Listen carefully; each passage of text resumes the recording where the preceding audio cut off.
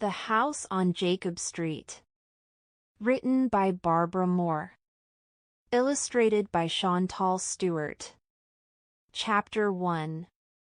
Jay's Secret. Jay had a secret. Each night he wished for a piano. He lay awake and looked at the stars. He imagined himself playing the piano. He would sit on a velvet stool and study the music. Then he would sit up straight and begin to play. He imagined touching the smooth black and white keys. He could almost hear the crisp sound of the notes he would play. He imagined being a famous piano player. He often asked his mom and dad if they could buy a piano. But the answer was always the same. "We can't afford a piano, Jay," said his mom. "Please," Jay pleaded.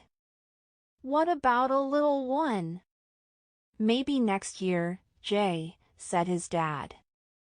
"Then you can even have lessons." Chapter 2. Jacob Street.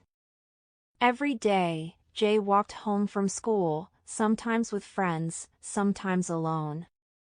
Every day, he walked along Main Street, past the shops, past the bakery, past the library and past the florist, until he got to Jacob Street.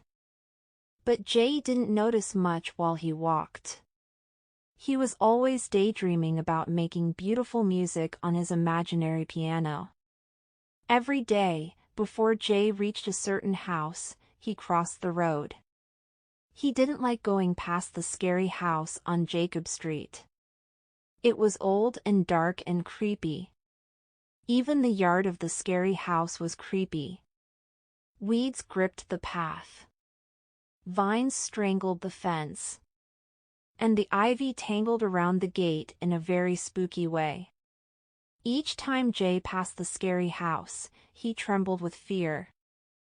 Who would live in a house like that? Chapter 3. The Open Window. One day, Jay wandered from home school. He was lost in his favorite daydream. It was the one where he comes home to find a glossy, black piano delivered to his door.